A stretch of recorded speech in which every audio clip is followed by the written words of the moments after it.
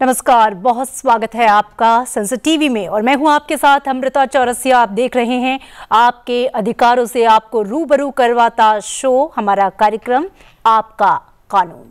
आज के कानून के इस एपिसोड में हम ये समझने की कोशिश करेंगे कि दरअसल हमारे वरिष्ठ नागरिकों के कानूनी अधिकार कैसे हैं, वो कैसे कर सकते हैं खुद की मदद, औलाद देखभाल ना करे तो वो क्या करें, भरण पोषण के लिए कैसे करें दावा, वरिष्ठ नागरिकों के लिए क्या है राष्ट्रीय नीति। आपका कानून के इस एपिसोड में हम बात करेंगे बुजुर्गों के अधिकारों की। मेरे साथ एक बेहद खास पैनल मौजूद हैं, आइए उनसे आपका परिचय करवा देती हूं। मेरे साथ ऑनलाइन जुड़ रहे हैं मुकेश कुमार चंद्रकांत दलाल, आप सांसद हैं भारतीय जनता पार्टी से। स्वागत है सर आपका संसद टीवी में। मेरे साथ स्टूडियो में मौजूद हैं सोनल आनंद जी, आप एडवोकेट हैं सुप्रीम कोर्ट। बहुत स्वागत है आपका संसद टीवी में। साथ ही मेरे साथ हैं JR गुप्ता जी, आप अध्यक्ष हैं senior citizens association of Delhi, आपका भी बहुत स्वागत है।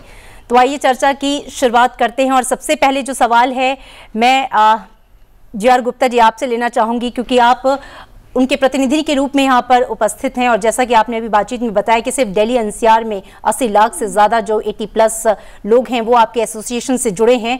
हमारे बुजुर्गों की जो मूल समस्याएं हैं जो मौजूदा दौर में वो फेस कर रहे हैं, वो 5 बड़ी समस्याएं जो आप बहुत ही शॉर्ट तरीके से हमें बताना चाहें कि आज के दौर में सबसे ज़्यादा उनको क्या तकलीफ़ें हैं, क्या परेशानियाँ हैं। बुजुर्ग जिस तरह अभी ओल्ड एज में आते हैं उनको बहुत परेशानी होती है और ख़ासकर जो बच्चे हैं वो अलग हो जाते हैं। और जो हमारा एसोसिएशन जो काम कर रही है वो इसमें हम क्या करते हैं, वो मेंटेनेंस एक्ट में उनको पहले उनको बुलाते हैं और बुला करके उस समस्या का हल एमिकेबली करते हैं। जब एमिकेबली नहीं होता है तो फिर हम जो है DM की कोर्ट में जाते हैं और DM की कोर्ट में भी नहीं हो तो डिस्ट्रिक्ट DC की कोर्ट में हम जाते हैं जी। और इसके अलावा बहुत सारे केसेस हमने हल भी किए हैं। लगभग 5000 केसेस हम मंथली करते हैं जी सीनियर सिटीजन के।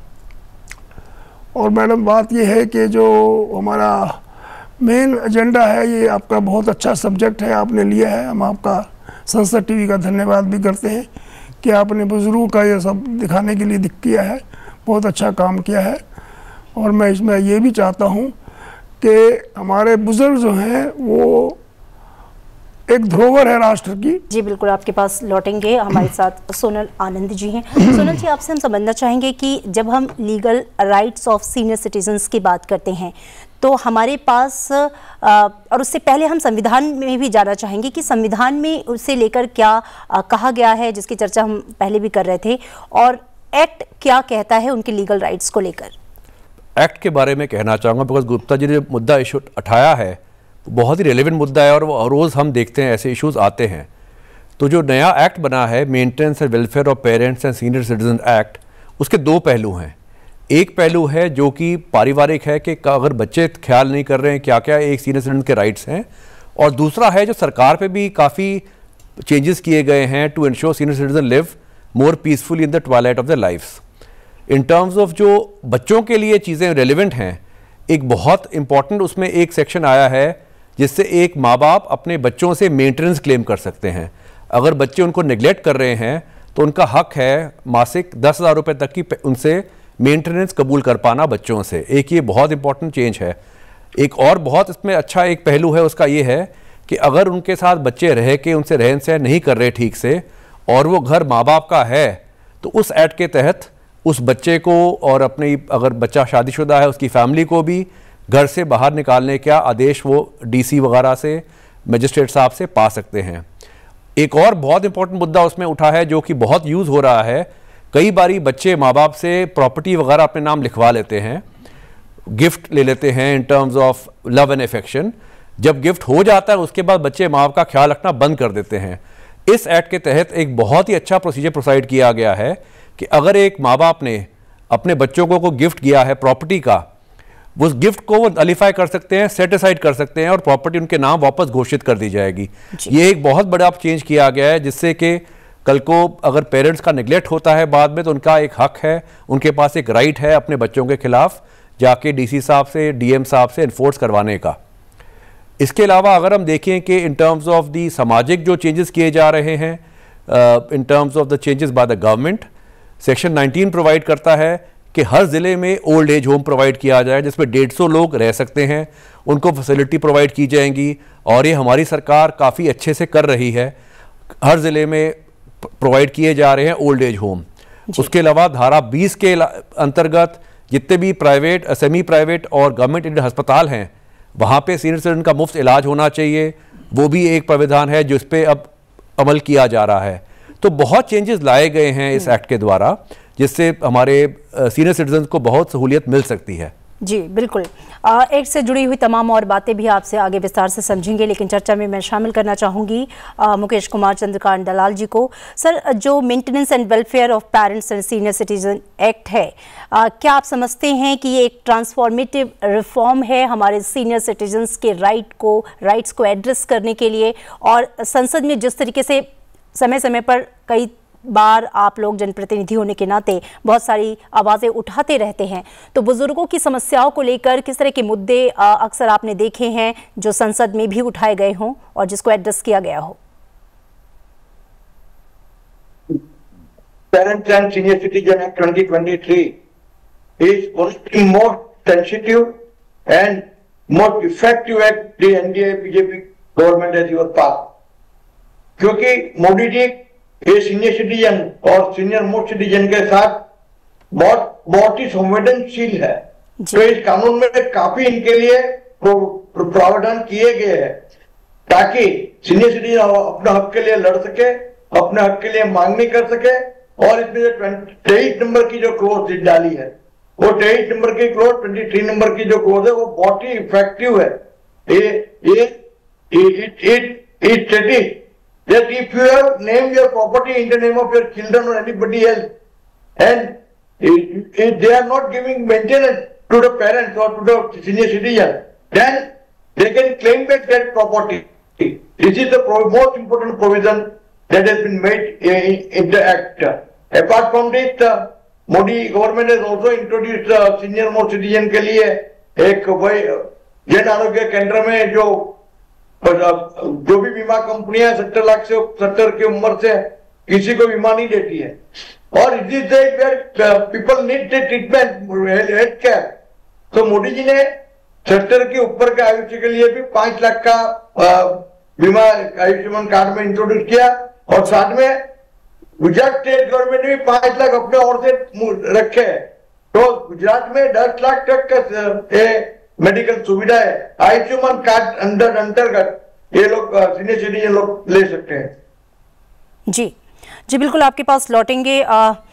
JR गुप्ता जी, जैसा कि आपने बताया कि एक बड़ा वर्ग है और आपके एसोसिएशन से जुड़ा हुआ है, जब कुछ बच्चे जो होते हैं माँ बाप को बेसहारा छोड़ देते हैं या ओल्ड एज होम में डाल देते हैं और वहाँ पर उनको तरह तरह की तकलीफ़ों का सामना करना पड़ता है, तो ऐसे में वो किससे अपनी बात कहें? कई बार ओल्ड एज होम में भी उनकी उस तरीके से देखभाल नहीं होती जिसकी ज़रूरत होती है। हमने पिछले दिनों कुछ ऐसी तस्वीरें देखी जब जंजीरों में हमने उन्हें जकड़ा हुआ देखा। ऐसी तस्वीरें कहीं ना कहीं बहुत मायूस करती हैं और दुख पहुँचाती हैं। ऐसे में वो बुज़ुर्ग क्या आपके एसोसिएशन से भी कुछ राहत पा सकते हैं? आप उनके लिए किस तरीके से आप आवाज़ उठाते हैं आपके एसोसिएशन के माध्यम से? हमारे जो भी बुजुर्ग हमारे यहाँ आते हैं डेली, हम उनकी आवाज़ को उठाते हैं और उनको न्याय दिलवाते हैं, और कोशिश हमारी यही रहता है कि जो मेंटेनेंस एक्ट है हमारा, इसके तहत उनको DM से और DC से भी न्याय दिलवाएं। और मेन चीज़ एक और भी है जो आपने कहा हेल्थ के बारे में, हेल्थ के लिए भी गवर्नमेंट ने जो है, सेंट्रल गवर्नमेंट ने आयुष्मान कार्ड बनाया लोगों के लिए, सीनियर सिटीजन का। दिल्ली पुलिस वाले भी सिक्योरिटी देते हैं, और उनका भी कोशिश रहती है कि भाई जो अकेले घर में रहते हैं उनको कम से कम 1 हफ्ते में विजिट करें बीट कांस्टेबल। ये उसको ऑर्डर है कमिश्नर पुलिस के। और कोशिश उनको ये भी होती है कि इनको जो भी कोई तकलीफ़ हो, कहीं आप फंस जाएं कहीं जा कर के, और बारिश आ जाए, इधर उधर हो जाए, तब भी वो लोग उसमें बहुत कुछ मदद करते हैं जो उनसे बनता है। और सीनियर सिटीजन को अब कोई परेशानी नहीं है, बहुत अच्छा वो काम कर रहे हैं, और आपस में बैठ के खेलते भी हैं, कैरम बोर्ड भी खेलते हैं, जिम भी करते हैं, लाइब्रेरी में बुक्स भी पढ़ते हैं, और जो है बिल्कुल रोजाना काफी बिल्कुल एक कम्युनिटी अगर डेवलप हो गई है और ये खास तौर पे वो लोग जो अवेयर हैं अपने राइट्स को लेकर वो उसे अवेल कर पाते हैं। लेकिन सोनल जी एक मेरे पास एक शिकायत आई थी मुझे किसी माध्यम से ऑनलाइन से कि एक पिता के बेटे ने, चूंकि वो जीवित थे, उनकी सारी प्रॉपर्टी, उनका घर, उनकी ज़मीन जायदाद सब अपने नाम लिखवा ली। पिता के जीवित रहते ही सब कुछ अपने नाम करवा लिया और करवाने के बाद जो कहीं ना कहीं बच्चों का रुख था पिता के प्रति उसमें काफ़ी चेंज आ गया। उनके रख रखाव के लिए, उनकी देखभाल के लिए, उनकी डेली नीड्स तक, उनकी दवाइयाँ तक पूरी नहीं की जा रही थी। ऐसे में एक पीड़ित पिता, कई बार ऐसे इमोशंस में आप बंधे होते हैं कि आप नहीं चाहते कि अपने बेटे के खिलाफ किसी थाने में जाएं या किसी कोर्ट में जाएं या किसी से शिकायत करें क्योंकि वो आपका अपना बच्चा है। क्या राइट्स है उन माँ बाप के जो अपने ही बच्चों की कहीं ना कहीं से यातना झेल रहे हैं या पीड़ित है, और वो कैसे उसके लिए आगे जा सकते हैं? ये बहुत बड़ा मुद्दा है जो आपने उठाया है और यही सबसे बड़ा मुद्दा आ रहा है आजकल, क्योंकि जो वृद्ध लोग हैं इन्होंने पूरी ज़िंदगी काम करके प्रॉपर्टी बनाई है, बच्चे प्यार से फुसला के अपने नाम करवा लेते हैं। और जैसे हमारे मेंबर पार्लियामेंट साहब ने बड़े सही ढंग से कहा कि इसी एक्ट के तहत जो भी प्रॉपर्टी एक बच्चे ने अपने माँ बाप से ले ली है गिफ्ट के द्वारा, उसको वापस कर दिया जाएगा माँ बाप को, और वो उसमें लंबा चौड़ा प्रोसीजर नहीं है। जो भी ज़िला मजिस्ट्रेट है उनके पास जाके एक अर्जी लगानी होती है, उसमें सुनवाई होती है, और एक और बहुत अच्छा प्रावधान है इसमें कि वकील की ज़रूरत भी नहीं है। सो अगर वो चाहें तो अपना जो पक्ष है खुद रख सकते हैं, और इनफैक्ट वहाँ पे they can talk on their own and fight for their own rights. और अगर कहीं पे उनकी सुनवाई नहीं हो रही तो हमारी हाई कोर्ट भी बहुत सुनने को तैयार रहती हैं। हाई कोर्ट में पिटीशन लगा सकते हैं कि वो मेरी सुनवाई नहीं मिल रही है, मेरे को और ये किया जाए। इसके अलावा एक और बहुत बड़ा मुद्दा आता था कई बारी कि पेरेंट्स की नीचे अपने बच्चों से बनती नहीं थी, और बच्चों का एक होता था कि हक है एक मैरिटल होम में रहने का बच्चों का माँ बाप के साथ। उस पर भी कोर्ट्स ने बहुत डिसीजन लिए गए हैं रिसेंटली, जिसमें ये क्लियर कहा गया है कि people in the twilight of the life when they are in their old age they need to be given peace of mind, they should be able to live peacefully. So एक बच्चे का कोई हक नहीं बनता ज़बरदस्ती जबरन अपने माँ बाप के साथ रहने का। अगर उनका आपस में तालमेल नहीं है और मिलजुल के नहीं रह पा रहे हैं तो जो माँ बाप हैं वो चाहें तो अपने बच्चे को ये कह सकते हैं घर से बाहर जाएं और हम अपने आखिरी समय खुद खुशी खुशी बिताना चाहते हैं। सो कोर्ट्स आर वेरी वेरी प्रिसेप्टिव। कानून बहुत पॉजिटिव बनाया गया है, बहुत आसान बनाया गया है हमारी सरकार द्वारा, जिसको हम यूज़ कर सकते हैं अपने ज़रिए अपने फ़ायदे के लिए। जी मुकेश कुमार जी, नीति आयोग की एक रिपोर्ट बताती है कि 20% से ज़्यादा जो ओल्ड एज पर्सन है वो कहीं ना कहीं मेंटल इश्यूज़ का भी शिकार है। हम देखते हैं कि बढ़ती उम्र के साथ साथ मानसिक स्थिति भी कहीं ना कहीं उससे जुड़ी हुई समस्याएं भी आ जाती हैं। ऐसे में उनकी मेडिकल फैसिलिटीज़ के लिए या तमाम तरह की जो सुविधाएं आयुष्मान भारत के ज़रिए भी दी गई हैं, लेकिन सरकार ने किन किन मेजर्स को उठाया है कि उनसे जुड़े हुए कंसर्न्स जो ओल्ड एज में बुजुर्गों को परेशान करते हैं उसको एड्रेस किया जा सके? उनमें एक प्रावधान ये भी है कि अगर कोई बच्चा कोई अपने पेरेंट्स को मेंटेनेंस नहीं करता तो उनके 1 साल की सजा भी हो सकती है और 5,000 तक की जुर्माना भी है। उसको छोड़ के ट्रिब्यूनल भी बनाई गई है जिसमें सीनियर सिटीजन जा सकते हैं और अपना मुकदमा दायर कर सकते हैं। और पुलिस ऑफिसर को भी ड्यूटी दी गई है कि उनको सीनियर सिटीजन को सहाय करनी है ट्रिब्यूनल तक पहुंचने में। और यही जो एज है इनकी मेंटल स्थिति सही नहीं होती है जी। अपने बने पढ़ाए जी। जब इनको पढ़ा लिखा के कैसे बड़ा किया है वो तो वो लोग जानते हैं, और बड़ा होने के बाद जब कुछ बन जाते हैं तो अपने आप को समझते क्या है। आप अपने पेरेंट्स को टाइम में खाना नहीं खिला सकते, अच्छी हेल्थ केयर नहीं दे सकते। मैं जब भी ओल्ड एज में जाता हूं तो मैं बड़ी शर्मिंदगी महसूस करता हूं। और अभी तो हमने भी देखा दो बड़े बड़े केस, एक कॉर्पोरेट सेक्टर का भी केस था जो सारी प्रॉपर्टी बच्चे को दे दी थी। अब वो खुद किराए के फ्लैट में रहने लगे। बहुत बड़े कॉर्पोरेट का बिजनेसमैन था।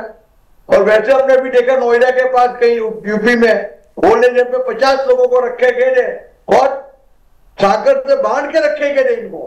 इनके पास कपड़े नहीं दिए गए थे। मैं तो मानता हूं कि जितने भी ओल्ड एज होम है जी उसकी भी ऑडिट होना चाहिए, उसकी भी सुपरविजन होना चाहिए और उसके भी कड़क के कड़क कानून बनने चाहिए, ताकि ओल्ड एज होम में जाने के बाद कोई भी ओल्ड एज होम वाले सीनियर सिटीजन को एनिमल्स की तरह नहीं रख सके। जी बिल्कुल, ये बड़ी कमनसीबी है, पूरे विश्व की है, अपने देश की नहीं है। और मेंटल तो बढ़ती हुई एज के साथ हो ही जाती है, वो मैंने खुद देखा है, मेरे पापा के साथ मैंने खुद देखा जी, तो बढ़ती हुई एज के साथ हो ही जाती है। जी बिल्कुल, ऐसे में ज़रूरी है कि उनको extra support, extra care, extra emotions और हैंड होल्डिंग की ज़रूरत है, और न सिर्फ परिवार से बल्कि समाज और सरकार से भी। जी गुप्ता जी, जैसा कि हमारे सांसद साहब भी कह रहे थे कि जो ऑडिटिंग एंड मॉनिटरिंग का सिस्टम है वो और स्ट्रॉन्ग होना चाहिए। तमाम तरह के जो NGOs या ओल्ड एज होम्स खुले हैं वहाँ से कई बार ऐसी निगेटिव खबरें आती रहती हैं जो उनके हित में नहीं होती हैं, तो कैसे ये सिस्टम बनाया जा सकता है? आप इसके बारे में कुछ प्रकाश डालना चाहेंगे? माननीय सांसद ने बहुत अच्छे सुझाव दिए हैं, मैं उनका स्वागत करता हूं। और इसमें ये मैं थोड़ा ऐड करना चाहता हूं कि हमारा जो एक्ट है बहुत अच्छा है और उसमें काफ़ी हम लोगों ने काफ़ी इसमें सुविधा दी गई है सीनियर सिटीजन को, और मेंटेनेंस भी हम देते हैं 10,000 रुपये का, और बच्चे भी जो है उसको रिलाइज भी करते हैं। और जितने बड़े घर के जो लड़के होते हैं वो लोग आपस में मिलजुल के नहीं रहते हैं, वो अकेले बाहर चले जाते हैं, और बल्कि कुछ तो आउट ऑफ इंडिया भी चले जाते हैं, और उसमें उनको बड़ी परेशानी होती है, वो बेचारे अकेले रह जाते हैं। और कभी कभी तो ये भी देखा गया है कि पेरेंट्स की डेथ हो गई है और कोई उनको उसका क्रिया करने वाला भी कोई नहीं है, और लोकल आदमी ही उसका क्रिया करते हैं। तो एक बहुत बड़ी बात एक है, ऐसी समाज में होनी चाहिए। ये बहुत बुरी बात है, और पेरेंट्स को तो भगवान समझना चाहिए। जी बिल्कुल, पेरेंट्स भगवान का रूप होते ही हैं, और इसमें कोई दो राय नहीं कि उनका कर्ज तो आप जिंदगी भर नहीं उतार सकते।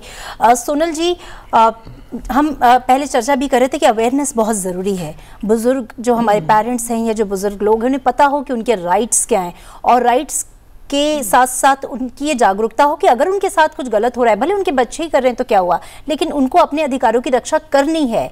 तो ये सेंस कैसे डेवलप होगा? क्योंकि हम देख रहे हैं उस एज में एक तो वो मानसिक रूप से थोड़े कमज़ोर हो जाते हैं, फिर उन्हें लगता है अपने बच्चों के खिलाफ कैसे जाएं।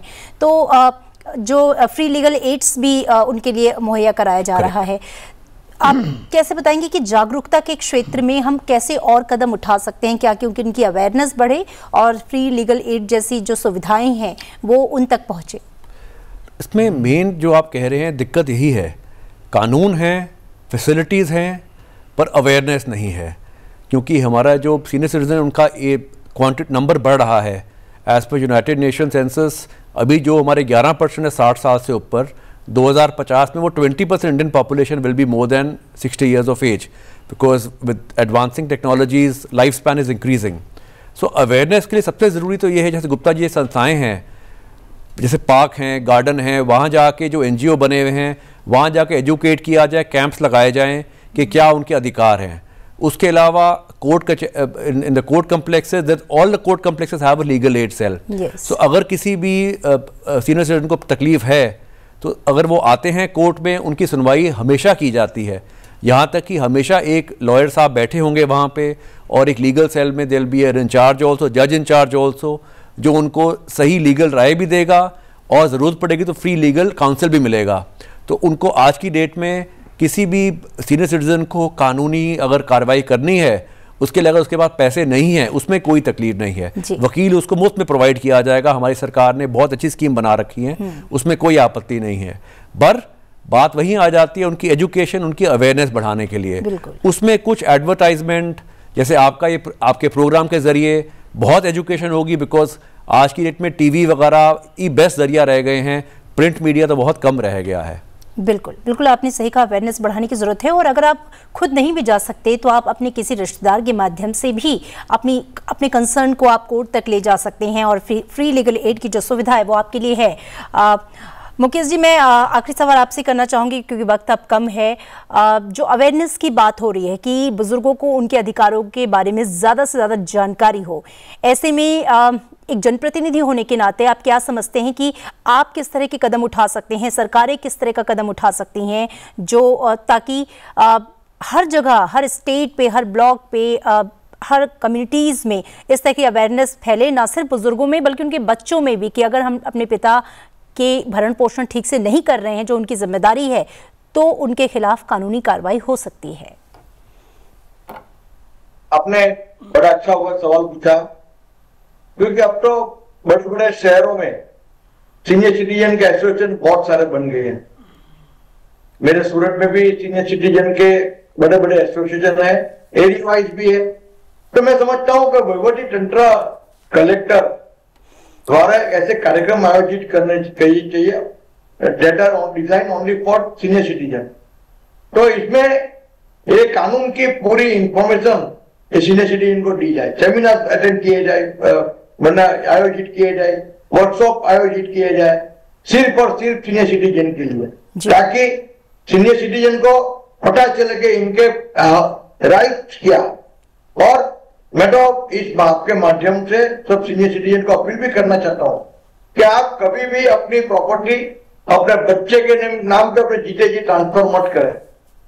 आप अपने नाम पे रख के जहां तक आप जिंदा, कभी मत करें जी।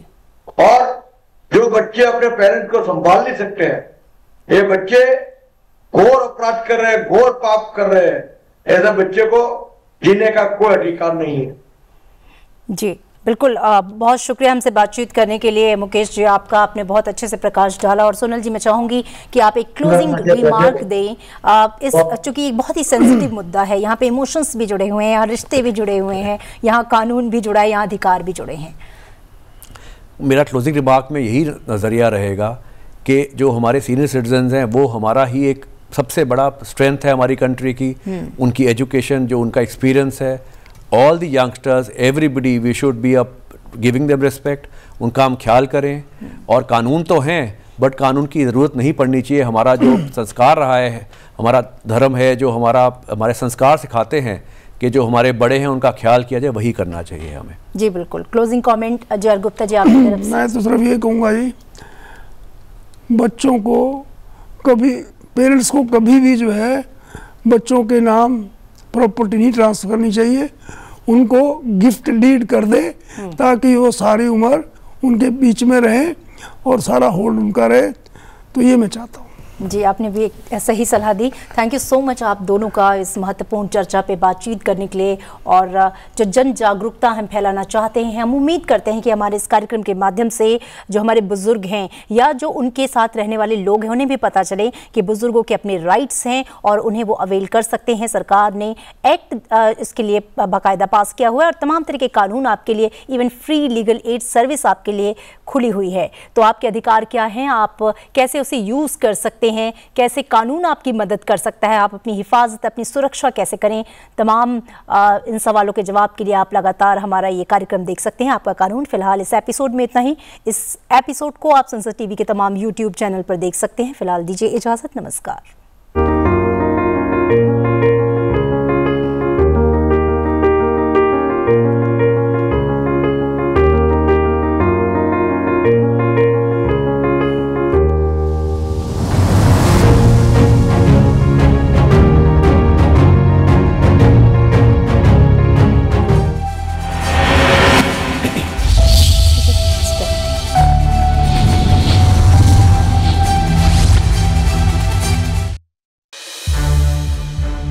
संसद टीवी के और भी प्रोग्राम्स देखने के लिए सब्सक्राइब करें हमारा YouTube चैनल और हाँ, इन्हें लाइक और शेयर करना ना भूलें।